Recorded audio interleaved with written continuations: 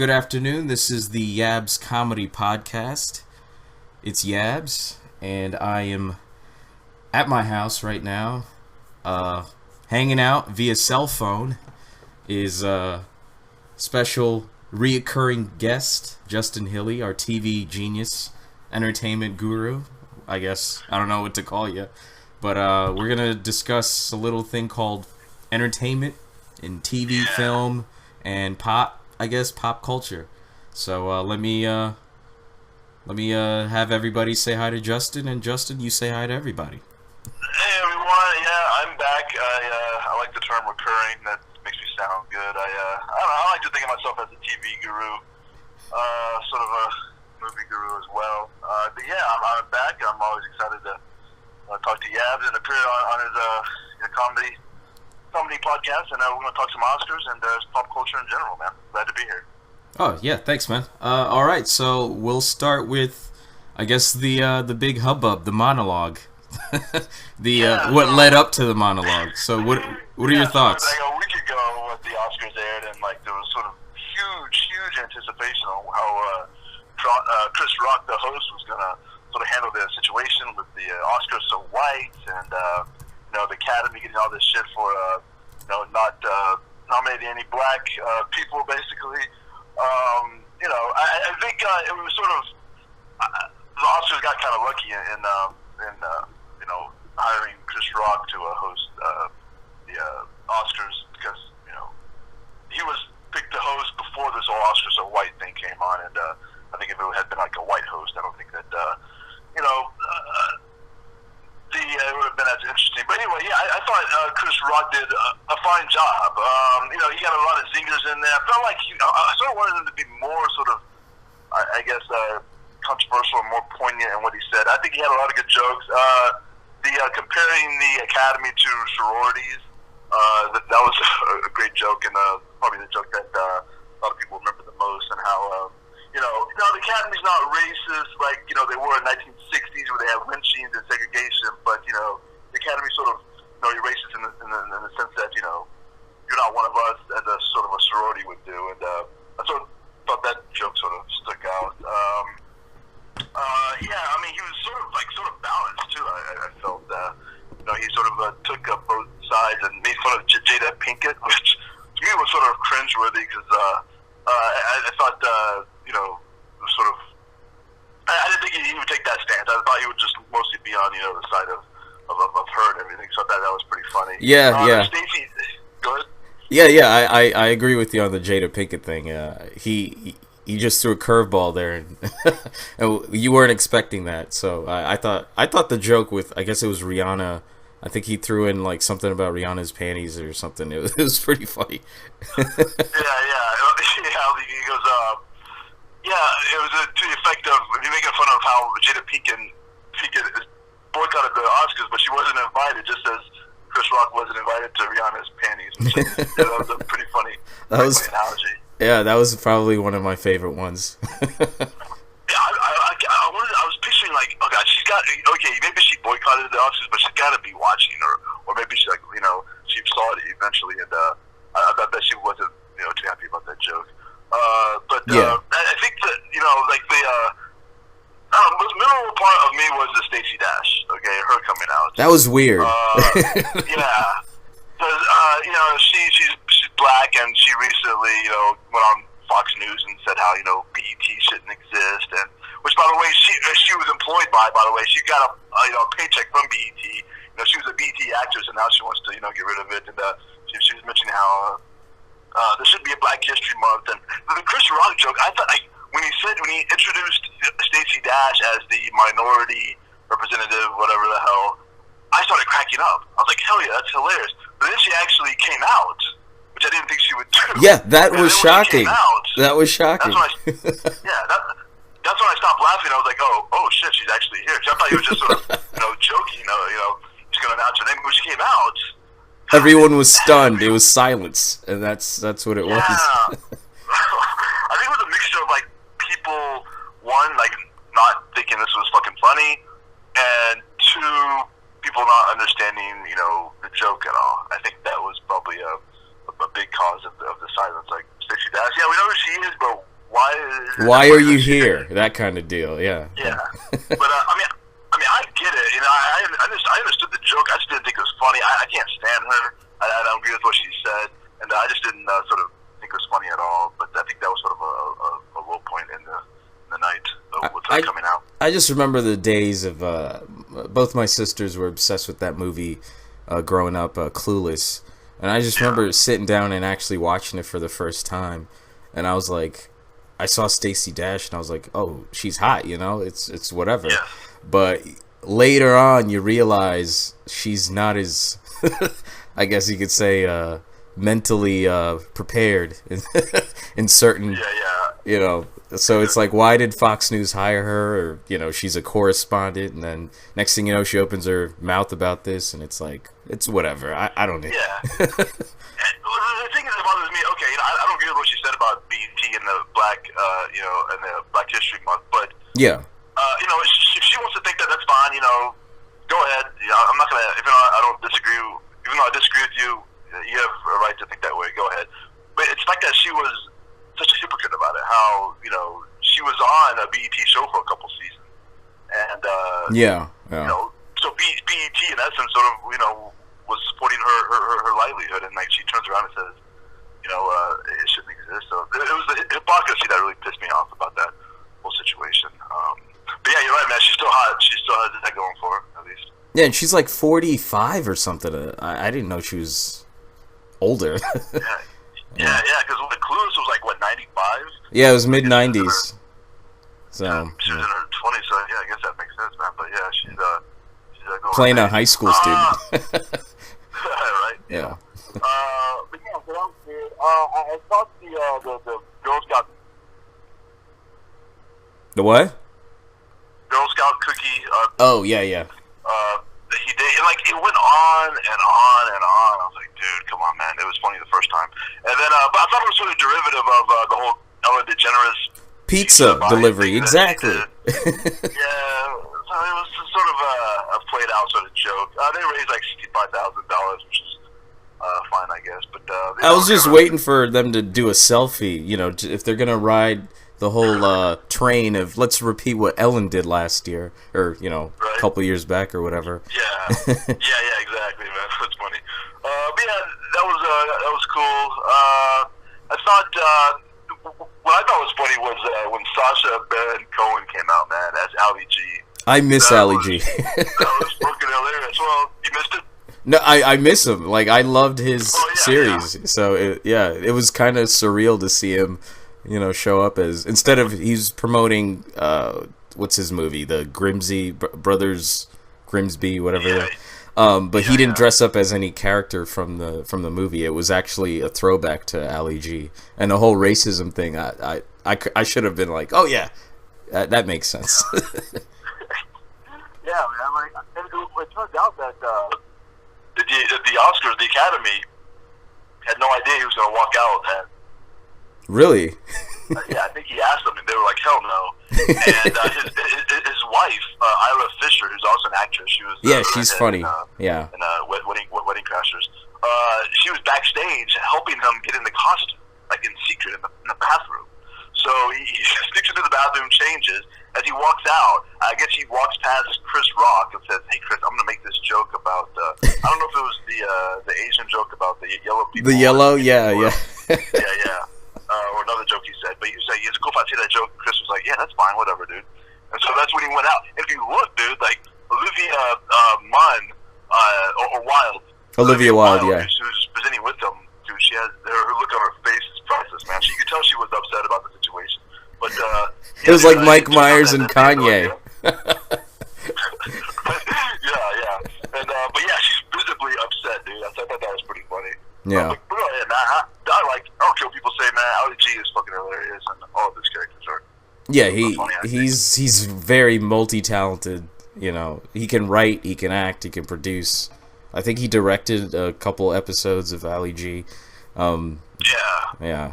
Like, I don't know where he comes up with all these people, but Borat, Bruno. Yeah, I'm not tired of it. Yeah. Okay, so finally Leo wins. Spoiler alert. Yeah. I don't know if anybody's been paying attention, but yeah, he finally won after, I don't know, 10 movies that he's being nominated for. Yeah, it's about damn time. He's my favorite actor. I think Leo's the greatest actor of his generation, man. I really do. I think so. He's been nominated 6 times. He finally won on the fifth or sixth try. He should have won for Blood Diamond, in my opinion. That's when he should have won. Blood Diamond, or what's the one with the Jack Nicholson when they're in the Boston caper? It's based on a Japanese movie, but they brought it over to the States. My mind's going blank. With Matt Damon and Mark Wahlberg. The Departed. Yeah, The Departed. He should have won for either that or Aviator. Not so much. Maybe even Catch Me If You Can. But Blood Diamond was just heart wrenching. Great. Like, just he was really spot on in that. I thought he did a better job in that movie than his other movies that he did up until he did not The Revenant. I haven't seen The Revenant yet, but I've heard he obviously deserves it. I've heard he's really good in that. So a lot of people love his performance in Blood Diamond. Although you said you mentioned The Aviator. Aviator was good, yeah. I think his greatest performance, at least before The Revenant, was The Aviator. That came out in 2004. I think the thing is he shouldn't have won that year because Jamie Foxx for Ray, won for Ray, and so I think the Oscar deservedly went to Jamie Foxx over. Yeah, I definitely love Jamie in that. Yeah. So if Jamie Foxx had done that year, I think the Oscar should have gone to Leo. But yeah, dude. I mean, we went into last Sunday and pretty much everyone assuming that Leo was going to win, and he probably did. I thought his speech was great, dude. I have a staunch record, as George Costanza once said. I have a staunch, record of heterosexuality. I love Leo DiCaprio. I love everything about him. I have a man crush on him. He's great, dude. I'm the same way with Matt Damon. Like, to me, Matt Damon is possibly the Bourne Identity, all the Bourne trilogy. I can't wait for the next Bourne to come out. I'm like, I can't believe it's been 9 years since his last role. Jeremy Renner kind of tried to bring it back, but I know he played a similar character to Jason Bourne, but it wasn't the same. It was enjoyable, but it wasn't the same. Yeah, he was a poor substitute, man. Yeah. Jeremy Renner, he keeps getting movie roles for some reason. But yeah, man, I thought Leo's speech was great, man. He was gracious to Alejandro Inarritu, the director of The Revenant. He mentioned Scorsese. He mentioned his whole Save the Planet spiel. That was pretty cool. But yeah, man, I'm so happy that he finally won, and so finally we can sort of get past that. But yeah, he's I think he definitely deserved to win. As far as other categories, I think The Revenant winning the best director. Alejandro Inarritu, people think he's sort of overrated and he's sort of too. He did Gravity, didn't he? Huh? He did Gravity, right? No, that was Alfonso Cuarón, another Spanish director. He also did Children of Men. I did like that one. Yeah. Inarritu did Birdman last year. He did a movie called Amores Perros, which I love. He did a movie called 21 Grams with Sean Penn that I love. But I thought The Revenant was an awesome movie. I thought the directorial achievement of the film was outstanding. I really loved it. If you haven't seen it, man, you really should go see it. It's very, it's not much of a plot to it, man, but I just think it made me sort of feel things that, that I hadn't felt in a long time, watching that movie. But and it's based on true events. Like, this stuff happened back in I guess it's the mid 1800s or early 1800s. Yeah. It's a tale. It's basically a tale of survival out in the woodlands of 1800s America, and so he's trying to get revenge, trying to stay alive, and it's pretty gritty, sort of realistically sort of violent film. I'm sure you've heard about the bear scene. Which that's everyone talked about the bear scene. Yeah, man, that's pretty intense. I thought it was going to come off looking stupid, man, but it actually looks like he's being mauled by a bear. It's pretty intense, man. And I did like the little humor with the bear sitting in the balcony seats, clapping for Leo. Yeah, the bear, the Suge Knight was up there at one point. Oh Lord, yeah, that was hilarious. I was like, these writers are hilarious. Yeah. Yeah. And then, and also go back to Chris Rock. The whole bit he did at the Compton Theater was pretty funny. Did you see that? Yeah. I did enjoy the street interviews with people, and also what I liked was when he had, I guess Tracy Morgan was in like the Danish Girl, like if they had roles for African American, actors, and you have Leslie Jones being the bear in The Revenant, like it was pretty funny. Like I just thought that was well done. Yeah, Whoopi as the janitor in what's that movie? Martian? I guess it was The Martian. Yeah. Martian. Yeah. But yeah, that was funny. But yeah, apparently, I guess it was Chris Rock hosted like 10 years ago. He did that same bit where he went out to a theater and talked to a whole bunch of black people and sort of did the same thing, which I don't remember him doing. I don't remember that either, but I remember Chris Rock show he did. Yeah. But he did that. He also did, remember he had the three Asian kids come out as Price Waterhouse for... As they tally the numbers? Yeah, I thought that was kind of... I was like, if you're going to make fun of races, let's just cover all possible. I think every color was just. Yeah. But he did that same bit, again, like the last time he hosted, but it was like the three tall black guys instead of like three short Asian kids. So some of those bits were like, done a while ago. But yeah, man, it was, as far as the awards, yeah, I mean, I was pretty happy with, everyone who won. Spotlight won Best Picture. Mad Max, amazing. Yeah. Mad Max won 6 technical awards, which I think the movie deserved. But Spotlight, the Best Winner Picture, I think. I definitely loved Spotlight a lot more than I thought I would. Like I went in just thinking, oh yeah, this is based on all the priests in the Boston area back then. Yeah. And then the groundbreaking journalism, and next thing you know, halfway through the movie, I'm like, this is really good. Yeah, man, I think it's a near perfect film. Yeah, it's very well done. I recommended it to a lot of people. And they liked it. They got back to me and they were like, yeah, it was pretty good. I was like, yeah, it was like 2 hours and 12 minutes, but it went by pretty fast. Yeah, very well told story. I mean, like I think overall, usually. Yeah, the first time in many years where I'm pretty satisfied with everyone who won. I don't really have. I am very happy that Mark Rylance beat out for Bridge of Spies. Yeah, that was a good movie. That was a good movie. Yeah, it was a wonderful movie. I thought Mark Rylance was the star of that movie. I really do. Yeah, even more so than Tom Hanks. And I was hoping he'd win. I didn't think he would win because I kept hearing shit about Stallone having the momentum and that he was going to win. And he also won the Golden Globe. Who else was nominated with him? Let me think. Gosh, I got to think about that. It was Stallone, Mark Rylance. I can't think of any. I can't think of the other guys. I've got it pulled up here. Let me see. Well, my computer's starting to act up, but yeah, I mean, yeah, he beat out a ton of people. Let's just say that. Yeah, well, he beat out Tom Hardy. Tom Hardy in that was in The Revenant, was it? In The Revenant, yeah. Tom Hardy was the shit, dude. In The Revenant, man, he was awesome. He was such a bad, like I heard he was such a bad guy that you love him. He's sort of like the Frank Underwood.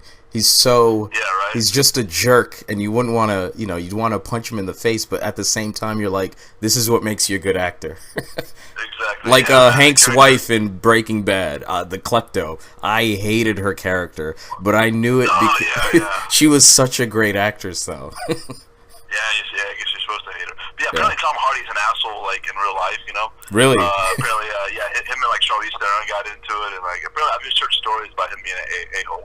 Which was a lot like his character in The Revenant. Oh, he doesn't come off as that to me, but I guess if you're behind the scenes, yeah. Yeah. Well, yeah, apparently he's like very intense when it comes to acting. But yeah, I'm very happy that Rylance won. That was like yes. I think he did. Oh, here it is. I just found it. Rylance was up against Idris Elba, Christian Bale in The Big Short, Michael Shannon in 99 Homes, which I still want to see that because I heard that was really good. And then Jacob. Are you sure Idris Elba was nominated? No. What? That's not right, is it? You said Idris Elba was nominated? Idris Elba, yeah, Beasts of No Nation. He was nominated in that. Well, I thought no black actors were nominated. That's I see it on Wikipedia here. I don't think so because it was Oscar so white. That meant that like no black actors were nominated. I don't think he was nominated. I think that was like one of the things that people were pissed about, that he wasn't nominated. Are you looking at Golden Globes maybe? What are you looking at? I am looking at Golden Globes. I'm sorry. Look at you, man. No, but he probably should. I actually fell asleep during Beast of the Nation. It's long. I was just tired as hell. Yeah. So scratch that. Never mind. Yeah. That's sort of. But yeah, man. And who won the? What's the name? Oh, here it is. Christian Bale, Tom Hardy, Mark Ruffalo, and Sylvester Stallone. Those were his competition. So Mark Rylance beat out those 4 guys. That's pretty cool. Yeah, Ruffalo was great. Yeah, he was really. He played like this annoying guy. It was really well done. Mm-hmm. Oh yeah, and Christian Bale, he did a good job, but I think we've seen that sort of Christian Bale performance before. Yeah. But as far as like Stallone, man, like I think people sort of, I don't know. I'm sick of Rocky, so I refuse to see Creed. I mean, that's just me. After Rocky 3, I was like, I'm done. Yeah, man. Dude, you never saw Rocky 4? That was the best. Oh, sorry. Rocky 4 I did see. I didn't see anything in the 2000s, I guess you could say. I think it was like... I saw Rocky 5 with like Tommy Morrison. And, like, yeah, I didn't see that. Yeah, and then, yeah, Rocky 4, you're right. Rocky 4 was good. Yeah, that's classic, man, classic. And then, but no, Creed, which apparently is being sued right now. Really? I mean, that they stole the story, so like the makers of the movie are being sued, including I think Stallone too, and the director Ryan Coogler all being sued. But yeah, man. But like as far as Stallone's performance, you know, people so used to him being Rambo and Rocky that whenever he does step out of that sort of typical role and does a good job, people applaud it as like this sort of masterwork of a performance. And same thing happened with his film Copland back in the 90s. When I liked Copland with Harvey Keitel. Like it was a dark kind of drama. Oh, yeah, I couldn't believe he wrote and produced it as well. It's Copland was good, and people really praised Stallone's role. But I feel that whenever he sort of steps out of that sort of Rambo/Rocky role and does it athlete, where he gains like 50 pounds. Yeah, right. He gained a lot of weight for that, playing that sheriff or deputy or whatever. He was like the fat, overweight sort of loser. Yeah. I just think that people really sort of overrated his performance in Creed. And but anyway, I'm glad Ryan's won. Okay. All right. So, do you have any movies that you recommend that were nominated or not nominated? Let's start with a list of movies, and then we'll go into TV, what's happening now, or Netflix, Hulu, Amazon. So one of my favorite movies of 2015 that really I don't think got enough respect and much love was Sicario. You saw that, right?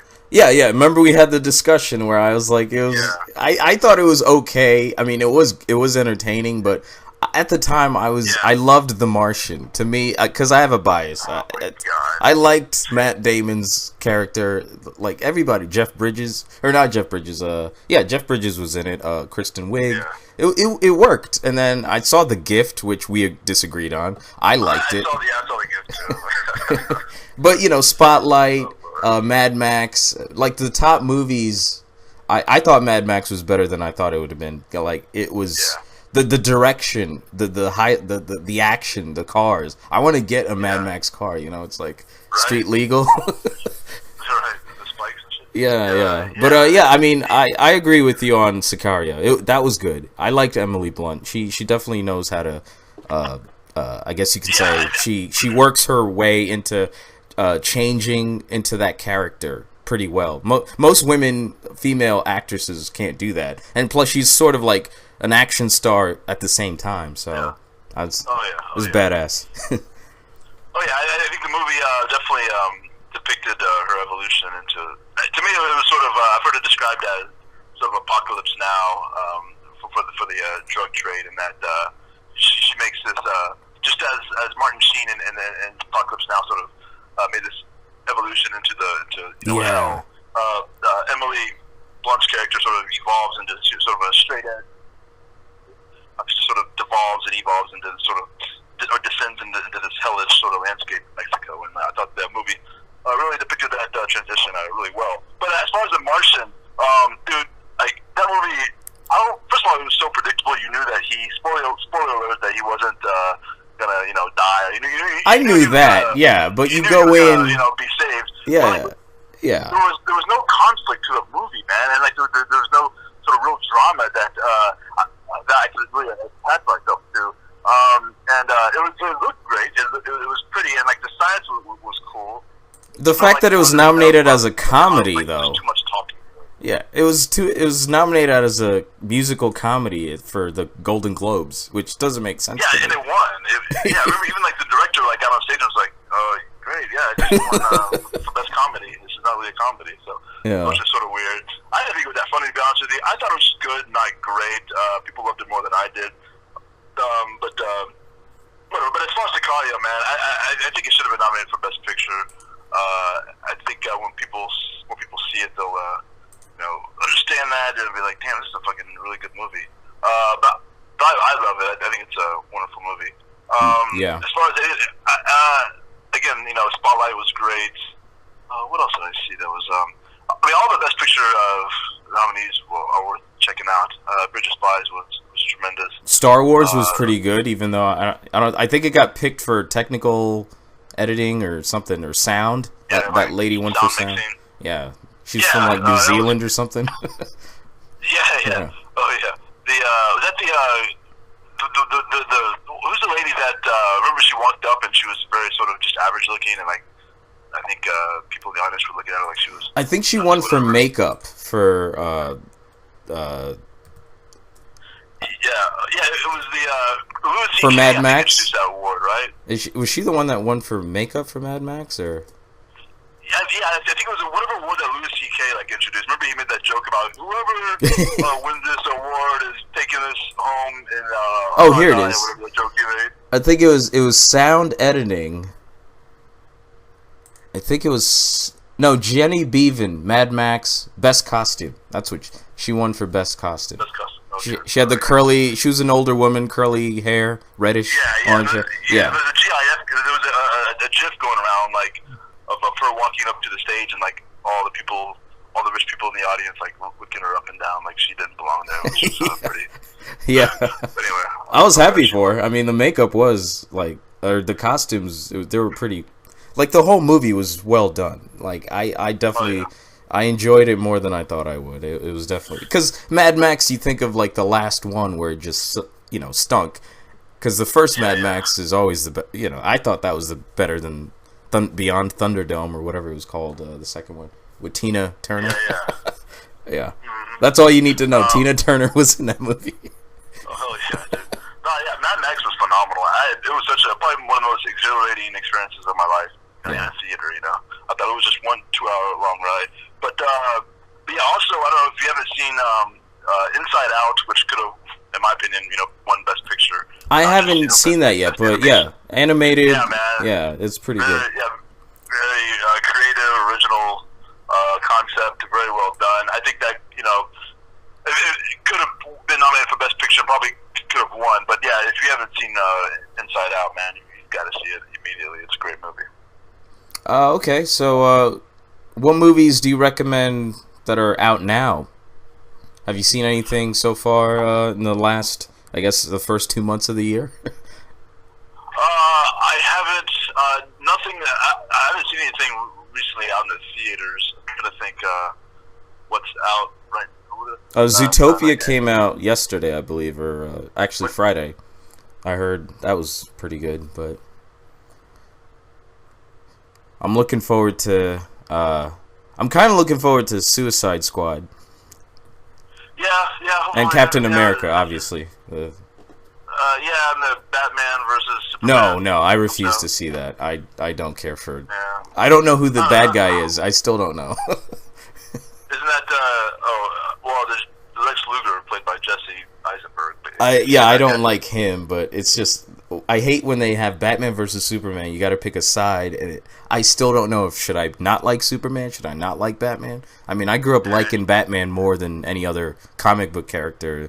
You know, I thought DC was better than Marvel, but until, you know, some of my friends, you know, shout out to all the Marvel nerds out there that kind of convinced me that, you know, Iron Man, Hulk, Spider-Man, they're kind of a bit better than Batman. Yeah, man, I'm so played out and just tired of comic book movies in general. I think last time we saw each other, we were talking about comic book movies. You liked the Avengers. I loved the Avengers, both of them. At that point, you mentioned that you liked Ant-Man, and I saw Ant-Man a couple months ago, and that was a great movie. Man, that was like a very well made, very well done comic book movie, Ant-Man. Yeah, because it took me a while to be convinced that Paul Rudd, 46-year-old Paul Rudd, can be a superhero. But, you know, because you're so... Yeah, he was born 69. I found out, like, when the movie came out. Yeah, he was in Clueless, too. Remember that? Was he? Oh, yeah, he was, what's her name? Yeah, the brother, stepbrother. I think he played like a gay brother or whatever. Yeah. And she ended up like falling in. I know more about Clueless now. It's weird. I know, right? But yeah, he played Ant-Man, and comedy wise it was funny. I liked it. Action, not too bad. It had the bald dude from House of Cards as the bad guy. That's all I remember. Oh, yeah, Corey Stoll. Yeah. Yeah, Corey Stoll. I'm like, isn't he from season 1 of House of Cards? That guy's showing up everywhere, man. I just saw him something very recently this week. But yeah, Ant-Man was just a fun movie, dude, to watch. Yeah, I enjoyed that. Yeah. Michael Douglas was great. He glad he came back. You know. Yeah, you know, he was really good. You know, I think they're doing a sequel too. But dude, like this is what February, March, you know, beginning of March, and this is the time normally when you know the movie selection right now isn't very good. Yeah. They're just getting ready for Memorial Day to kick off the summer movie blockbuster season. So, okay, cool. Anything on Netflix, Hulu, Amazon that you're into? Well, I mean, right now there's a show on Netflix called Love from Judd Apatow. Judd Apatow. Yeah. And it's sort of a quirky relationship. Comedy. It's worth checking out. It ain't that great. Whatever. Jessica Jones, which is sort of the. Yeah, I've been watching that. To Daredevil. Yeah, I've been watching Jessica Jones. Yeah, it's pretty good. Daredevil, I'm still almost done. I'm almost done. I'm gonna finish it before the second season. But I started House of Cards, season 4. So far. I've only started. I just started season 3. I'm not all the way caught up. So I'm only a few episodes into season 3 of House of Cards. Okay. I did watch. What's that Nazi show on Amazon? The Man in the High Castle. That was good. I liked it. You know. Yeah. I was entertained. I watched every single episode, so I was entertained to a point. It was good. It was good. You know. The finale. I mean, I don't know if anyone out there hated it or you know, but I know they're making the second. They're starting the second season because it's based on. Is it Philip K. Dick that wrote that? Yes. Yeah. Yeah. But everyone's been telling me read the book. It's way better, and the characters' names are different from what the book is. I've heard. So, but I liked the finale. It kind of, I don't know. What were your thoughts on the finale? What exactly happened? I don't remember what happened in the finale. It was to me, it was sort of it was a good show, but it was kind of forgettable. Like it's like something to do with time traveling. Like they found out that in the picture or in the footage, it was. Wait, maybe I've even seen the finale. Okay. Well, we'll hold off on that. Well, we can move on to another. Time traveling. I don't remember time traveling in Well, that's my theory, but I don't want to. You know, I'd have to rewatch it to explain it even more. But I just remember thinking this is about time travel. I don't know. That's just me, because it's like an alternate universe where Hitler actually won. You know, he controlled the Nazis controlled United States and I guess the rest of the world. But anyway, I liked it. It's well done. I can't wait till the next season. Yeah. But I'm definitely gonna try to watch Love. I mean, yeah, people said it's good, but it's whenever I get caught up with House of Cards. You know. There's a show on Amazon called Mad Dogs that has probably one of the most thrilling pilot episodes I've ever seen. Mad Dogs? Mad Dogs. It has Michael Imperioli from The Sopranos is on it. It's about these 4 guys who have been friends for years and years, and they go on this trip, and like all this crazy stuff happens to them. But I challenge you or anyone else to watch the first episode and not immediately want to watch the second episode. It is probably one of the best cliffhangers of any sort of first episode of a series I've ever seen. It was great. The first episode is probably the best, in my opinion, the best episode in the entire series, first season. But it's definitely worth checking out. It's a funny concept, but yeah, it's a pretty remarkable first episode. You're gonna watch it, and it's gonna end. You're gonna be like, "Oh shit!" All right, I'm writing it right. I'm writing it down right now. So, pilot episode of. Is it on Amazon or Hulu? It's on Amazon. Amazon's Mad Dogs, huh? All right. Yeah, it's pretty good. Okay. But as far as like the other shows, I think we're checking out on cable. Workaholics. There are 4 comedies out right now that I think everyone should watch. Workaholics, Baskets. With Ken's been watching. Shout out to my co-host, bestie Ken Field out there. He's been texting me all about Baskets. He told me it's possibly one of the greatest things FX has ever made. He said because Zach Galifianakis is just hilarious no matter what he does. But the show and the concept of it is the whole idea or just the plot is just so stupid and far-fetched, but it's also well done. And that Ken's like every episode is just non-stop laughter. That's what he told me. Yeah, it's funny, and there are a lot of serious moments too. There are a lot of poignant, like really touching moments, especially with Zach's character. Zach plays twins.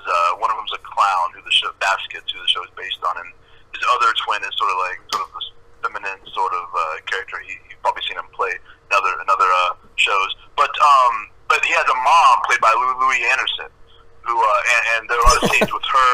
There's a lot of overall scenes. It's very well made show. It's very touching. It gets it really pulls at your heartstrings, but yet it's still funny and it's not sort of cheesy at all. It's a very sort of another show on what show? The Second Man Seeking Woman. Oh, with what's his name? Jay Baruchel from. Yeah, it's a sort of absurdist show.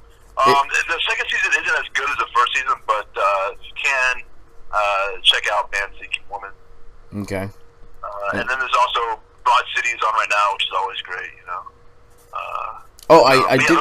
Those 4, Workaholics, Baskets, Man Seeking Woman, and Broad City are great.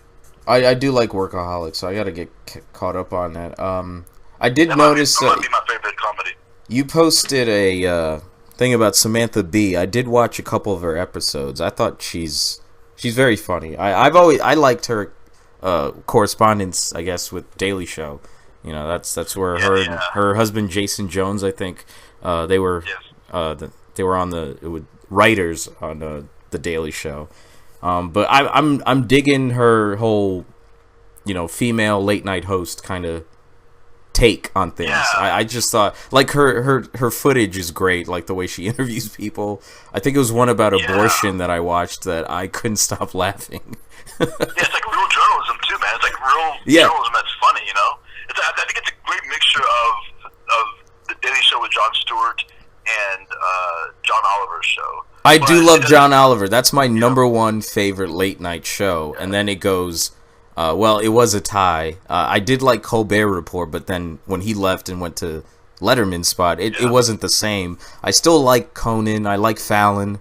And then Samantha Bee. Like, I try to watch as much as I can with the late night stuff. But, you know. Yeah, Samantha Bee's doing. I mean, in the post that you mentioned, I said that the Daily Show really messed up by not at least offering her the job. I don't think she would have taken the job, but they should have at least offered it to her. Yeah, that Trevor guy is not that good, in my opinion. I don't think he's not biting enough, man. He doesn't seem to have like a personal opinion about anything. It seems like he's just reading off a cue card. It doesn't seem to really have any sort of vitality or any sort of. Yeah, he's scared to say something, state his opinion. Yeah, he's almost like too nice. He's just he laughs at his own jokes a lot. It's just like have an opinion that I care about, dude. I just feel like what he's doing is being done better elsewhere. So why would I watch this show? Yeah.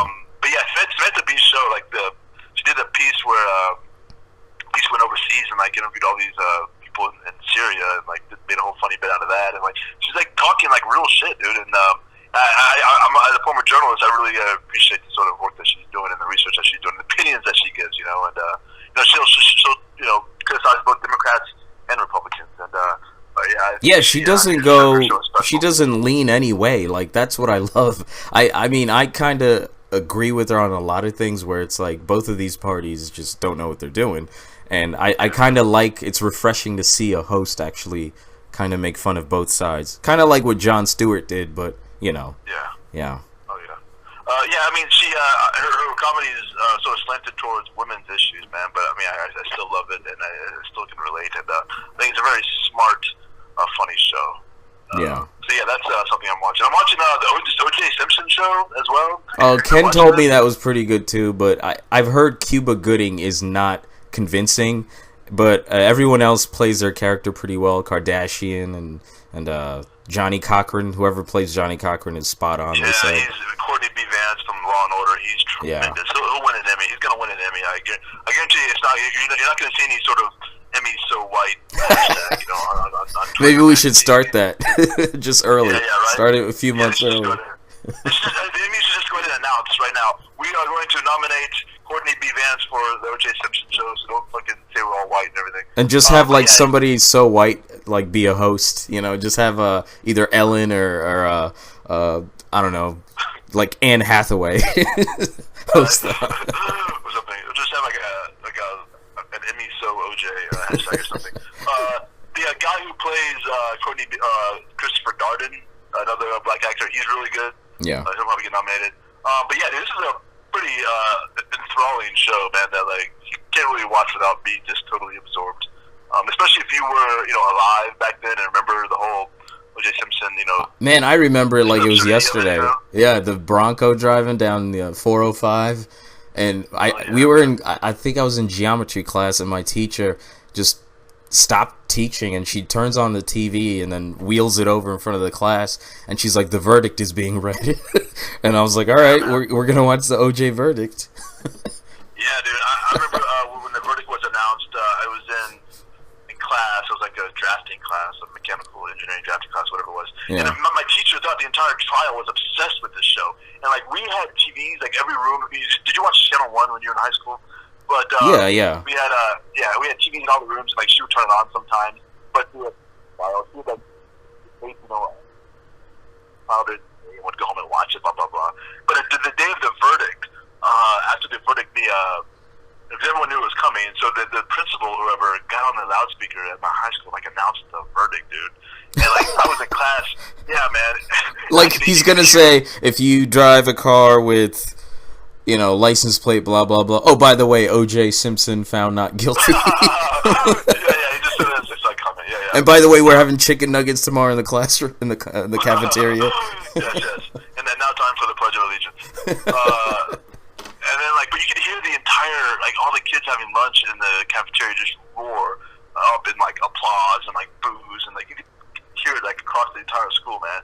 But, yeah, that's how big that trial was. Yeah, we had a mixture of... loudspeaker announced the verdict, Jesus.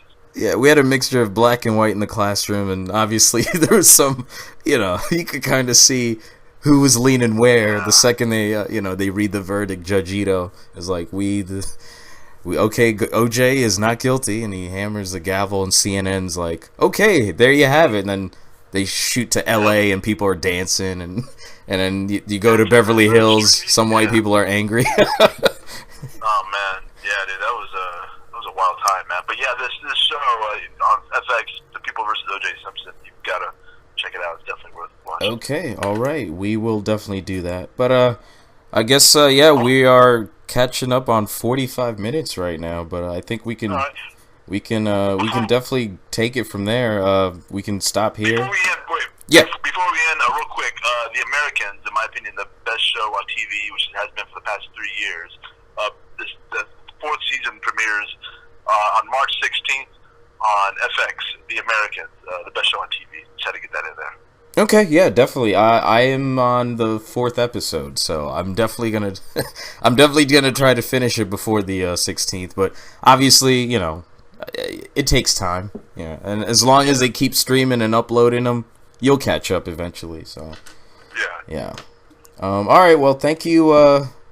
Thank you for all your recommendations. So you have Mad Dogs on Amazon, Baskets, Man Seeking Woman, Broad City, Workaholics, and The Americans. Yeah. And the People versus OJ. People versus OJ. What's that? Thanks for having me on again. Yeah, definitely, man. Anytime. And yeah, is there anything you want to promote? Your Twitter handle or Facebook or whatever? Or? Yeah, you can reach me on Twitter. It's at Justin Hilly. That's Justin HILLEY, and you can learn more about me then. Or hit me up on Facebook. Send me a request, and I'll accept it. And yeah, man, that's what I'm promoting. Thanks, man. All right, cool. Thanks. And YabsComedy. I'm at YabsComedy Twitter handle, and also that's YabsComedy, and also Michael Yabs on Facebook. And I will be in South by Southwest this weekend, the 10th through the 13th. Just, you know, hanging around with some Austin peeps and after parties and whatnot. But yeah, I'd like to thank you guys for taking time to listen. Subscribe to YouTube, Mike Yabs, MikeYabs, and we'll catch you next time. All right, well, thank you so much, Justin. I appreciate it, man. All right, man. See ya. All right, have a good one.